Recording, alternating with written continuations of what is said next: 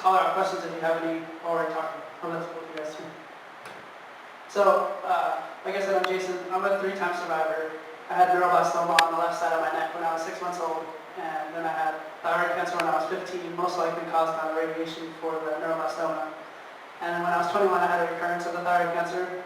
So I spent most of my life not wanting to talk about cancer, not even wanting to think about cancer, damn near 30 years, I think.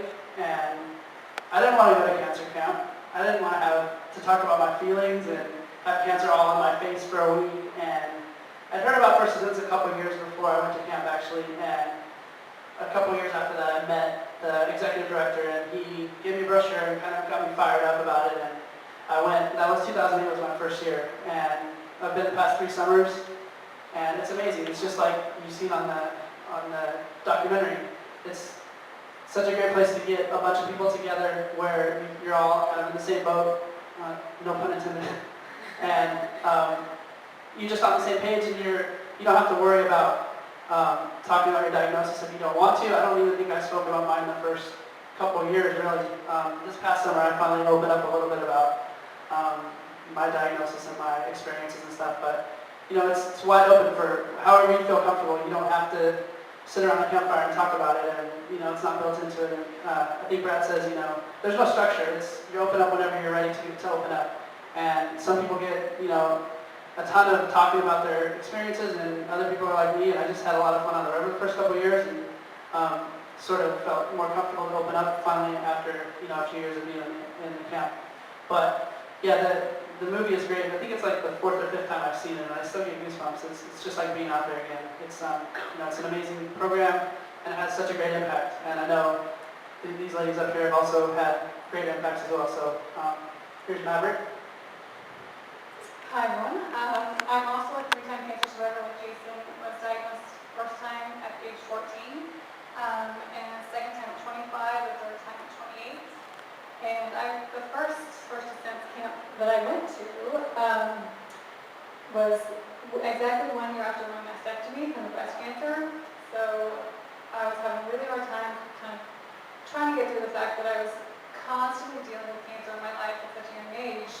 And at that camp, we were able to open up quite a bit about my experiences and really, really loved it. And I think just watching this video really helped me to remember what is so great about camp. And the thing that I love the most about camp is the community that you kind of get from being there with the other survivors. You're able to talk to them and learn how to kayak together, which is a really bumpy experience, and have a great time. It's hilarious to be there. It's fun. It's a big joke the whole time. But it's also really serious in that you're trying to get through these tough times and trying to reorient yourself after cancer. And I can't say enough good things about persistence. I loved it. Hi everybody, my name is Janice. I really wasn't expecting to talk today, but one of my good friends, another camper, couldn't make it, so I tried to speak on both our behalfs. My nickname at camp is Scooby, and I've never even been on a river my whole life. I was 22 when I was diagnosed with Hodgkin's lymphoma. I'm 27 right now. I had a stem cell transplant when I was 23. And there is so much great things I can talk about persistence, but I think the movie summed it up really well.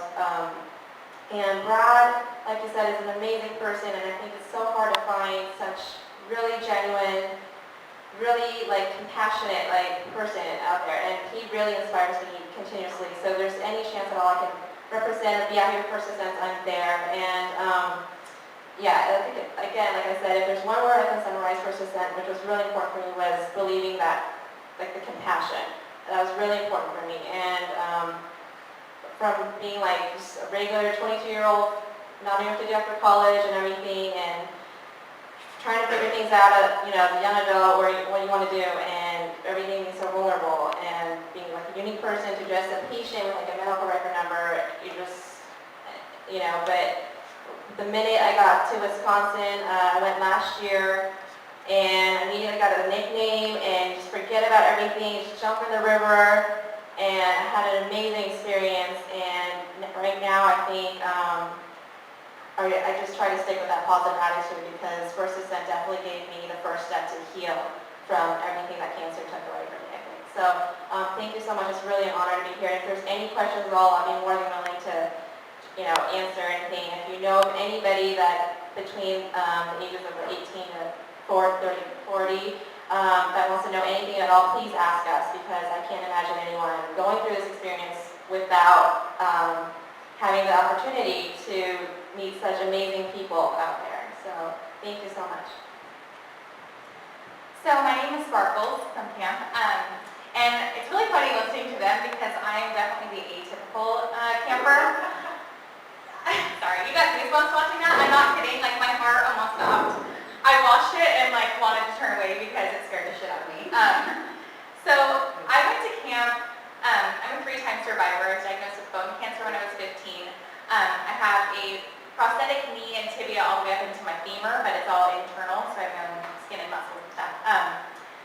And I've never admitted that I have any limitations. I'm like, it's totally normal, yay. And then I realized right before first descent that I say that because I avoid anything that I think I might even not be able to do. So I say I can do everything I've ever tried. And so that's kind of why I went to first descent. After I had bone cancer at 15, it metastasized to my lungs when I was 19, and then I had a secondary kidney cancer when I was 22. So me, Jason, and Natalie are the trifecta of cancers. But yeah, so my camp experience was a lot of F words. I think I cried every day on the river, and I'm not kidding. I actually screamed at everyone that I was more evolved than they were because I avoided pain. I'm like, why would you do this? This is painful. My arms hurt. Like, you're out of your minds. But at the end of it, it was incredible. I really want to go back, and as much as I hated it, like, I cried every day. I really considered going back just because the experience was so amazing. But yeah, it's terrifying. I don't like kayaking. I swam a lot more than everyone else there. But the experience is just incredible, and the people that you meet. I mean, like, I saw people in the video, and I'm like, oh my gosh, But yeah, basically it gave me that, like, oh, I can try things, and I can fail at them, or I can do them. I mean, the very last day, sorry, this is like a long story, but it's a good one. The very last day, I went up to our camp director, and I was like, listen, if I get in the water today, I want the raft next to me the whole time, because if I want out, because they say challenge by choice, and I was like, challenge by choice, my ass! Like, you guys forced us to do this! So I said, that raft better be right next to me, and I tipped over, and I like swam, and like I scraped up my legs. That's the other thing, I didn't have any drag gear. I'm like, what's drag gear? Where do you buy that? They're like, anything non-cotton. I'm like a silk blouse? Like, what are you talking about? But, so I was in bikini bottoms down like the freaking Vail, Colorado River. But I stretched out my legs, swam to the shore, and the raft was there, and they're already like reeling in my kayak, and I was like, I didn't say I wasn't getting back in. So I went back through, went through like there's always a big thing at the last day, and I went through the eye of the needle, and as I went through, everyone was like, yay, Sparkles, woohoo! And I was like, listen, I don't think you're cheerleading. I was so bitter, but then everyone like leaped kayaks and went through together, and I really didn't want to act like I learned anything from it because I hated it so much, but I did. I mean, of course, like I went home and I was like, holy shit, I kayaked all week. Like, I had all these pictures. I'm like, whoa. So, even if you're not athletic, it's an amazing week. Who invited her? I got really far here. No, we're glad to have her here. It's a different perspective completely from the rest of us. Do you have any questions? Okay, I have a story I want to tell from my camp this past summer. You guys might have read about it. There was a story on ESPN about it. There was a big feature on First Descents, and they highlighted this guy who was at my camp. So we get there the first day, we fly into the airport, and we try to kind of wait until everybody gets there, and then shuttle us all to the campsite. And we were waiting for this one dude, and we were all kind of like standing around waiting. Been there for a couple hours, and then this dude comes up, and he's being led by one of the counselors, and he has a cane. And I think it went through everybody's mind, especially mine, like, this guy's blind? He's going to go kayaking? Wait, that can't be the case. That can't be true. So I ended up riding in the same shuttle with this guy on the way to the camp.